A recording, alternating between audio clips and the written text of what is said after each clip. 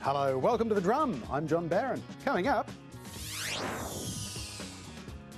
Alan Bond, hero, villain, billionaire and bankrupt. We'll look at the man in full tonight following his death today at the age of 77.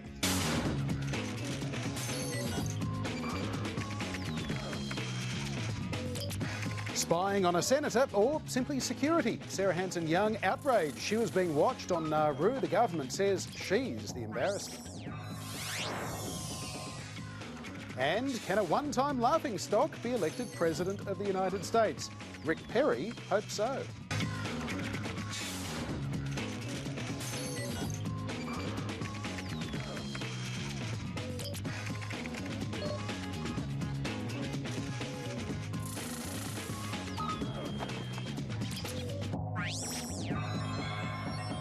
And joining me on the panel tonight, Western Bulldogs fan and Whippet lover Chaz Licciardello, media editor with The Australian, Sharry Markson, and in Canberra, Paul Bongiorno, contributing editor for 10 News. And Fairfax Michael Pascoe joins us as well. And you can always chip in on Twitter using the hashtag #TheDrum.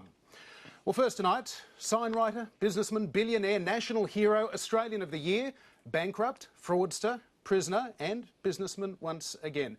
Alan Bond was many things in his 77 years. He died in a Perth hospital earlier today from complications following heart surgery. In some ways, Alan Bond represented the excesses and successes of the 1980s, the sporting triumphs, the beer and TV businesses, the masterpiece paintings, the spectacular crash at the end of it all. Now, Michael Pascoe, in some ways you had a box seat on Alan Bond and that whole generation, I guess, of flamboyant entrepreneurial businessmen, many of whom ended up either in jail or leaving the country to avoid going to jail. What was he like? You met him? Yes. Yeah, you met him a number of times. What was he like?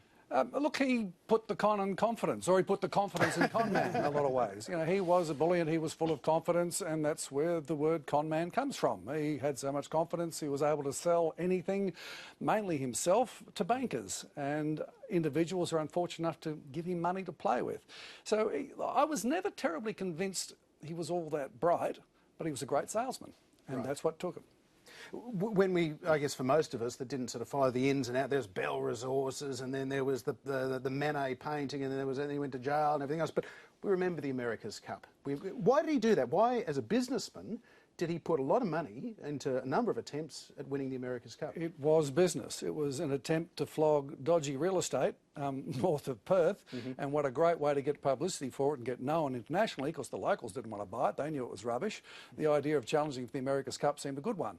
And then, of course, the hubris took over and the thing picked up steam and we won it, which was rather nice.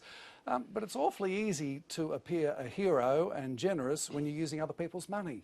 So what did he do that was wrong? What made him a con man, as you suggest? Well, what he went to jail for was siphoning $1.2 billion from a company called Bell Resources in to try to prop up Bond Corp. That's called dishonest. You know, if you take money that doesn't belong to you and blow it, yeah, that'll get you into trouble, most times. Well, when you get caught. And he certainly got caught. He went to jail. He served 3 years out of a 7-year sentence. And, of course, before that, he went bankrupt, in theory. Still lived awfully well for a bankrupt. And the family was well looked after, as often is the case. What was it about that period of time was there something that was economically or in policy terms that was encouraging these high-risk, high-reward and ultimately often rather catastrophic failures among that generation of business leaders? Look, it might sound arcane, but it was deregulation of banking. The shackles came off banks, and they were keen to lend. There was a lot more competition with Australian banks from foreigners coming in here, and they threw money at anybody, including Alan Bond. And somehow or other, he was able to convince them that he wasn't blowing it. By paying top price for things, he was proving they were worth top price, which is pretty stupid, but it worked back then. Banks were so busy throwing money without checking, without being sensible, with very rare exception, it was possible to build an empire on dreams and promises and illusions of wealth. You know, you mentioned the painting, irises. It was the most expensive painting on earth. Turns out he actually didn't buy the whole thing. He paid half and borrowed it, and of course the auction house took it back. There was a lot of pea and thimble going on. I think what summed it up was the stupidity of a period when you had John Elliott and Alan Bond took over Australia's beer duopoly and still managed to go broke. Losing money making beer. How could you do that? So, were there victims of Alan Bond? I mean, we sort of think of, you know, when we're talking about hundreds of millions of dollars, that kind of money, well, that's from investment banks, that's not from mums and dads. It's not just from investment banks. So if you talk about the amount of money that went broke, when Bond Corporation went down, it owed $5 billion or more. The banks that were owed the money, owned by everyone who has a share portfolio, that's to begin with. Then there were all the shareholders who bought the Bond dream, individuals who thought Bondy was a bit of all right, he's our sort of bloke, and they blew their money. But he also damaged a lot of businesses. When he took over half of the Australian beer industry, he tried to just throw all the licensees of the pubs out in the street. He didn't succeed, but he caused a lot of pain along the way. Bankrupts cause pain. He got out of bankruptcy paying about ½ a cent in the dollar. The people who picked up the tab all lost. Question or a comment, Sherry? No, question. In recent years, he's been living a very comfortable life on a country estate in London, and we know about maybe 8 years ago he was investing in diamond and gold mines in Africa. What do you reckon his wealth is estimated to be now that he's died? Has he died with money, or is he broke? The one sure thing about Alan Bond is that he salted away a lot of money and no one will ever know how much he's worth. There was $50-odd million that disappeared into Switzerland that could never be proven, but everyone knew it was there. And of course, like many a bankrupt, somehow or other his family was very comfortable and helped look after him. So look, Bond didn't by any means die poor. It's just in practice what you can prove on these sorts of people never quite comes out. I got a quick question, which is, you talked about the poor loans to Alan Bond and it's sold on the dream, etc. How do you get them? Well, that's a good question. Well, yeah, was there? I love a quick vegan. Now, was there any accountability for the people who made those loans? Yes. I mean, banks in that period paid a price too, and there are a whole pile of executives who quietly lost their job. None of them went to jail. They were just being stupid, not dishonest. There's a difference. And it cost the banks dearly. When it all hit the fan, Westpac actually went close to going broke. That was not just Bond, of course. There was a whole generation of spivs and bad deals and excess. So, yeah, it cost a lot of people their career. You make mistakes, you end up paying for it half the time. Now back to how to get that loan. Paul Bongiorno and Canberra, let's bring you in here as well. I'm interested in your thoughts. We talked with Michael about the greed is good 1980s, the entrepreneurial excesses. But of course there's a very political aspect to all of this. WA Inc., Labor in power in WA and Brian Burke. And also, of course, the sort of, I guess, at least superficial relationship between Bond and Bob Hawke around the America's Cup. Yeah, all of those things. When you look back on the 80s, in many ways they were the forerunners for the global financial crisis.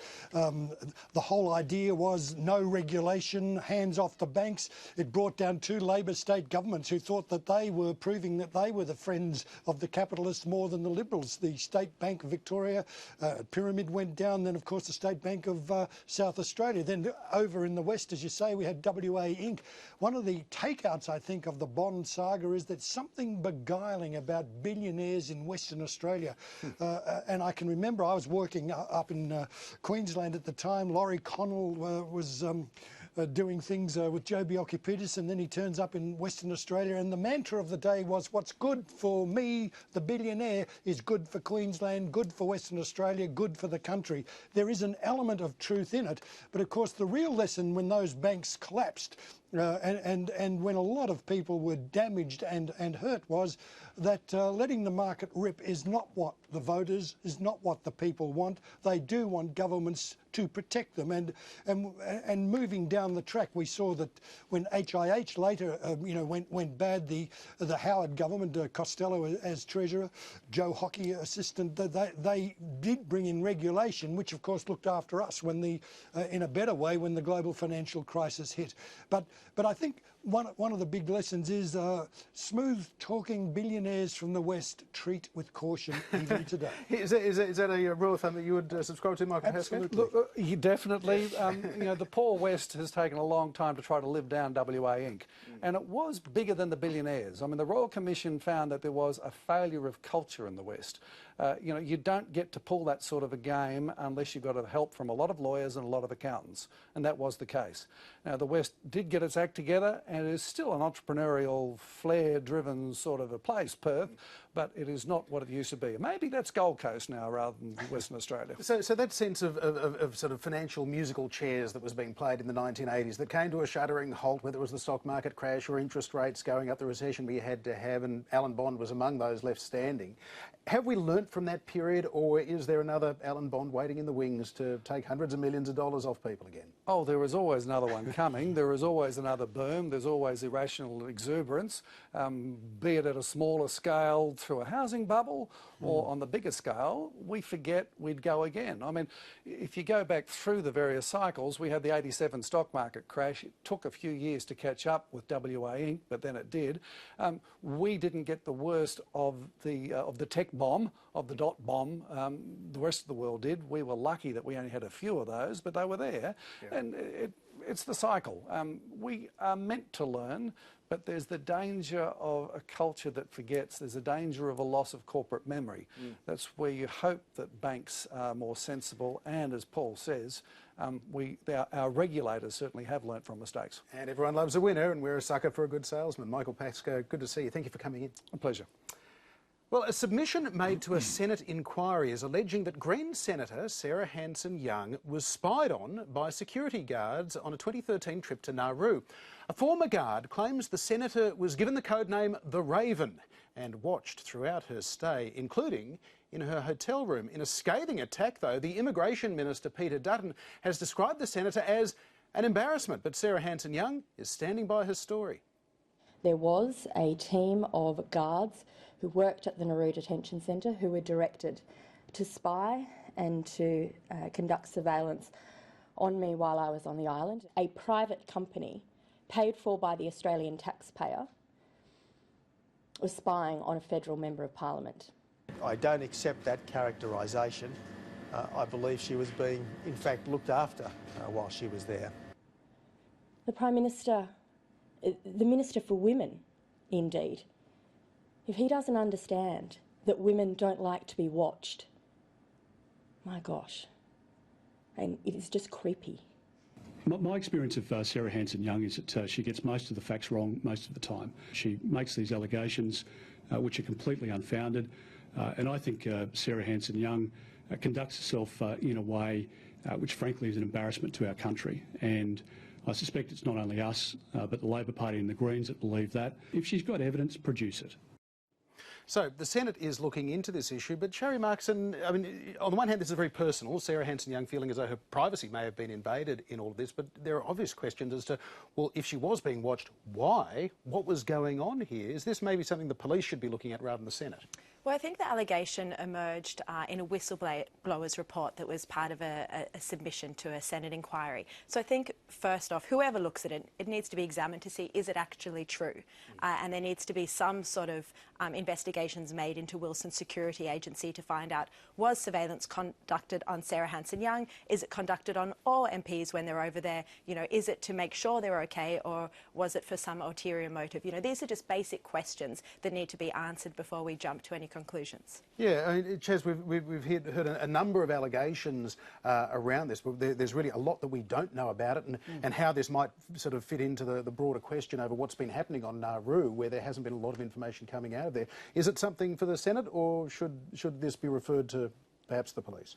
Look, to be honest, I just don't think there's enough information to judge. I think Sherry's right. We just need more information, whether it be through a Senate inquiry or the police. I don't really care, to be honest. I just think it needs to be investigated. Now, who by? I'm no expert on this, but I mean, it is a very strange situation. I mean, you know, I assume Sarah Hanson-Young wasn't carrying around microfilm, so why she'd be spied upon I don't even understand. Everyone knows what she was there to do. She was there to examine the detention centre. So, like, she's not smuggling Russians. I don't quite understand what they're expecting to find. So I would like to see these things investigated and to find out. It's not about the point that Sarah Hanson-Young made about it's creepy for a woman to be watched. It's not about a woman. It's just about anyone. It's just a weird state of affairs. And there's some talk of a rogue element. I actually think in a way that's more worrying. If that's the case, that's more worrying, because when you get a situation where you have an area where there is authority, like where you have, say, a security system, and people start overreaching, that's a situation where they don't have fear. They don't feel like they have that there's someone watching over them, and that's a disturbing area. So I would like to see more investigation. Paul, Yeah, guys, look, I think we just have to put this in the real broader context. The fact of the matter is the people who should be embarrassed here are the government and Peter Dutton. The budget papers show that we're paying $470,000 per asylum seeker per year to keep them on Manus Island and Nauru. The security company gets $1.2 billion of taxpayers' money to treat people in an appalling way. There's been any number of investigations that have shown this. The reason why she was under surveillance is because Sarah Hanson-Young embarrasses this government. The whole technique, the whole strategy is to keep them out of sight, out of mind, and to try and undermine Sarah Hanson-Young, who's one of the few voices that speak out for the human beings, men, women and children that are being utterly mistreated in the name of Australia. And Paul, what was your reaction to Peter Dutton's, what seemed like a rather pointed attack at somebody who was saying, well, I've been spied on here? He was certainly on the front foot. Well, he was on the front foot. He's the one who should be embarrassed, in my opinion. All right. Sherry, do you think that the government overstepped on all this? The Prime Minister said, "Oh, this was just about security. This wasn't surveillance. This wasn't spying." And yet there are questions about, do they provide this security for Julie Bishop or Tanya Plibersek and others? And we need to know if the security was provided or if it was surveillance, and if it's to all members of Parliament or just Sarah Hanson-Young, as I already said. But I think the strength of Peter Dutton's language, he probably shouldn't have said another politician was an embarrassment, especially when many might argue Barnaby Joyce has been an embarrassment. I think he's funny, but he also said Sarah Hanson-Young she gets the facts wrong all the time. Where's her proof? And exactly, in this case, and you know, Paul Bongiorno's a journalist, he should know that we don't have the facts yet in this instance, but he's taking it as fact and he's speaking like it is fact, and we just don't, there isn't the proof. But I think the strength of Dutton's language was in response to the strength of Sarah Hanson-Young's language when she called Abbott creepy, and what it made it sound like was that there were hidden cameras in her hotel room, you know, watching her when she was getting undressed. Well, she took it too far, perhaps initially. So we need to know what we're talking about here. And you're responsible. This fits in with the whole context of intimidation of the asylum seekers on Nauru, intimidation in that they wanted to know who was talking to Sarah Hanson-Young, and they wanted to send the message that you won't be getting away with it. But do we even know this was after the election in September 2013? I mean, a month hasn't even been put on it. We don't know when this surveillance may have occurred. Well, I don't care when it occurred. Well, you're saying this is an embarrassment for the government. Before or after the election. But you're saying it's an embarrassment for the current government and for Dutton. So it was reportedly in December of 2013. They didn't start arriving on Nauru till after the election. They weren't there before the election. It was introduced by Rudd, and they started arriving. In fact, Minister Morrison is proud of the fact that he was able to deliver a policy that Kevin Rudd announced. All right, quick final comment. Can I say something very quickly, and that is, if these allegations are proven, if that's what they're doing to politicians, what are they doing to the detainees? And that's what I'm interested in. All right. Now, the field of candidates running to become the next president of the United States expanded by one today. Former Texas Governor Rick Perry announcing that he is running for the Republican Party's presidential nomination next year. It's the second time, of course, that Rick Perry has sought the White House. You might recall what happened the last time he tried. It's 3 agencies of government when I get there that are gone. Commerce, education, and the, what's the third one there? Let's see. EPA needs to be rebuilt. There's no doubt about that. But you can't name the third one? The third agency of government, yeah. I would do away with the education, the commerce, and let's see. I can't. The third one I can't. Sorry. Oops. Oops. It was the oops heard around the world. And it turned a candidate who was Mitt Romney's most serious challenger at the time into a laughingstock. 4 years on with a new set of glasses, is a comeback possible for Rick Perry, Chaz? Well, he's got new glasses. He can read your deck, Sure. So, problem solved. Definitely. Look, I'm not saying Rick Perry's going to be president. He's not going to be president. But I do think you can come back from almost anything in politics, because the bottom line is people don't vote for people, they vote against people. So as long as they hate the other person more, you can always come back. Yeah, I mean, he obviously, if he's going to get near the nomination, he's got some big names to overcome, including Jeb Bush.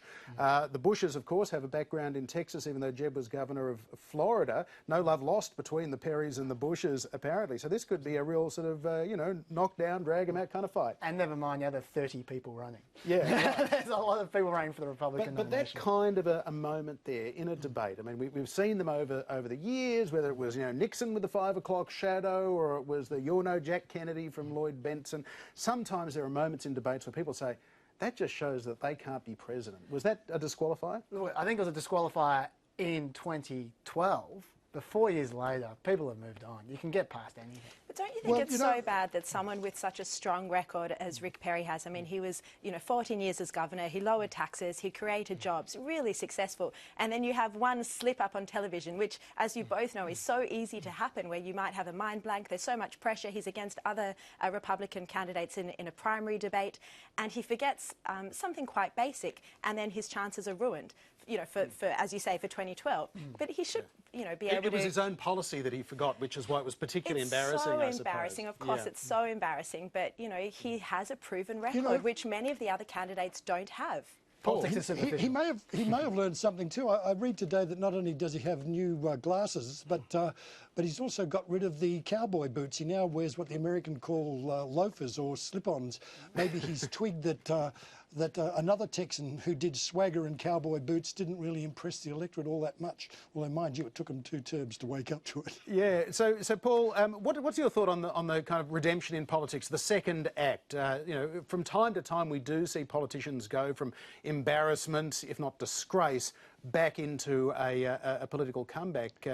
Is it something that you think is possible? Well, I think probably the most spectacular example in Australia is John Howard, Mr 18%. Why does this man bother? Right. He now has, his legacy is he's been the second longest serving Prime Minister in Australia.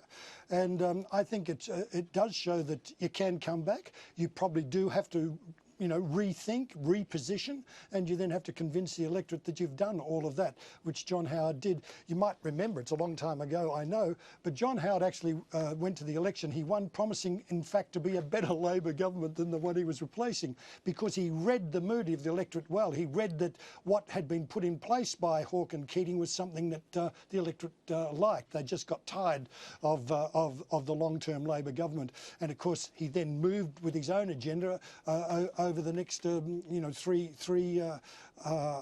periods in government, finally arriving at probably where he wanted to be in the first place, and that is at work choices.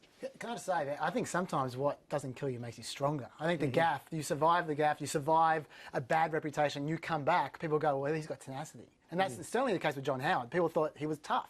You couldn't knock him down. And I feel like it can actually be a badge of honour down the track if you can survive it. But Cherry, I guess there's no worse kind of, well, there aren't worse, but it's a pretty bad rap for a politician to have that they are gaffe prone, because then everything they say is kind of examined through that prism that, you know, is this correct? Have they said something stupid again? It almost becomes self-fulfilling in a way. But they can change their image, and we even saw that with our Prime Minister, with Tony Abbott. Do you remember in the days when he was late to events? Remember he swore at that one event with Nicola Roxon when they were both in the health portfolios, and he turned up late.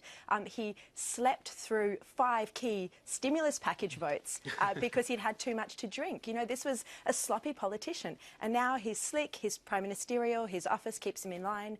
So you can change your image even if you've had some bad gaffes. I guess, Paul, the other question in terms of the Australian context here, a redemption, a second act, Malcolm Turnbull, that was, I guess, more of a gaffe when it came to the Godwin-Gretsch affair. Do you think people will move on from that? Well, I think the electorate, if you can believe all the opinion polls, would like to see Malcolm Turnbull leading the government. The fact of the matter is, I think it was Bob Cotton said at the long-time Liberal senator, was that Malcolm Turnbull has the same problem to a certain extent that John Gorton had. The electorate liked him, but his party didn't. And I think that's the problem that Malcolm Turnbull's got now. He's too moderate for probably a majority of the party room. But the people like it. Ironically, I agree with what Sherry was saying before about we shouldn't judge our politicians based on a little gaffe here and there. But ironically, I think that's what helps them, because the reason we get obsessed with the gaffe is because we're distracted by shiny things. And before you know it, there's another shiny thing for us to get distracted by, which means we forget about the gaff. I bet you 3/4 of people out there have forgotten Golden Grudge completely, if not more, because we get distracted by something else, and then something else, and then something else. So you can come back easily. Yeah, no, if you asked someone on the street what Utegate was, I bet you they wouldn't remember. Yeah, OK. Well, finally tonight, Australia's climate change policies have come under scrutiny at a United Nations conference, with the federal government's direct action approach drawing the most criticism. It's World Environment Day today, and in a very direct form of action, Australian singer Olivia Newton-John has thrown her support behind a project to plant 2 million trees, one per child. The initiative aims to teach children about nature and the environment through tree planting. What a great thing to be planting trees. You know, the trees of the world are the lungs of the earth. There are 2 million children in Australia's primary schools, and we want all of them to plant 1 tree each. Because it's about engaging every child in Australia in planting a tree in their community, in their time at school. And if each child can do that, that will make a difference, but more importantly, it makes a difference to the way they think. Yeah, you never know when you might have to go back on the pick and shovel, that's what I say, you know. All very hard at work. So, Paul Bongiorno, is this a very practical form of action and education of kids, or is it just a drop in the ocean, metaphorically? Oh, well, I think it is important. Trees are the lungs of the earth, and the more we plant, the better. But it's not enough. We need to do a lot more. We need to do a lot more with carbon emissions, and that's where the argument really is. Sherry, is this clever politics from the government in the same way as Malcolm Turnbull said we're going to give you those compact fluorescent light bulbs? It's a very tangible thing. We can't understand carbon credits. We can understand a light bulb that doesn't use much power. Planting a tree would again seem to be the kind of thing that most of us can get our heads around. It also sounds like free labour for school children while they're at school. Go and plant some trees in the local councils. There's nothing wrong with it. It's a nice celebrity announcement. You know, Olivia Newton-John's doing great things in the country. She opened a cancer centre in Melbourne, and now she's giving money towards this harmless announcement. I don't think it's going to have any significant impact on Australia or our emissions. It's some trees. John Dee from Planet Ark was also involved with this, from the Do Something campaign. So, you know, he's got environmental credentials, clearly thinks that there's something to be gained by planting a couple of million trees. Well, look, educating children about the environment's a good thing. No one's going to poo-poo that. Obviously, that has nothing to do with... No, not even me. Not even me. That's fine. You've changed. Yeah, have your little tree planting. That's fine. You know, there's nothing wrong with that. But obviously, that's got nothing to do with our carbon emissions. They're tiny. You know? So, like, one issue has nothing to do with the other. Even if the government was trying to put the two together, I don't think they're really... Do you have to water trees? Like, do the kids have to go back each week and water it? Particularly if it stops raining. Well, that is all the time we have for another edition of The Drum. Thank you very much to our panellists tonight, Chaz Licciardello, Sherry Markson, and in Canberra, Paul Bongiorno. And you can check out the website over the weekend. Lots to read there, abc.net.au/The Drum. I do hope you have a good weekend. We'll see you again soon. Bye now.